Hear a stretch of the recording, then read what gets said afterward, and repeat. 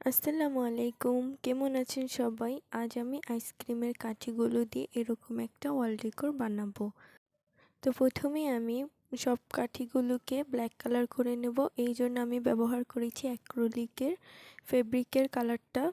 তো আমি এপিট ওপিট সুন্দর করে পুরোটা ব্ল্যাক কালার করে নেব, কোনো জায়গা যাতে ফাঁকা না থাকে। এভাবে করে আমি সবগুলো কাঠি ব্ল্যাক কালার করে নিয়েছি।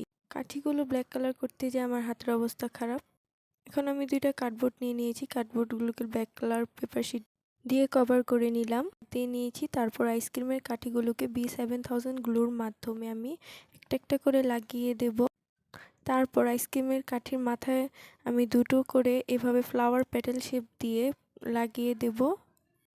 এখন একটু ফাঁকা ফাঁকা লাগছিল বলে আমি এখানে একটা পেপার স্টিক বানাবো। আমি এখানে পেপারটাকে রোল করে আঠার সাহায্যে সিল করে দেব। এই পেপার স্টিকটা এখন আমি ফ্লাওয়ার প্যাটেলের মাঝ বরাবর গ্লুর সাহায্যে লাগিয়ে দেব। তারপর আমি এই আগে থেকে কাট করে রাখা কার্ডবোর্ডটা দিয়ে দেব। এখানে আমার এই ডিজাইনার পেপার শিটটা ছিল, তো আমি এটাও দিয়ে দিলাম। একইভাবে আমি এখানে 3টা ছোট বড় করে বানিয়ে নিয়েছি। এটাই আমার ফাইনাল লুক। কেমন হয়েছে বলবেন সবাই। Bye bye.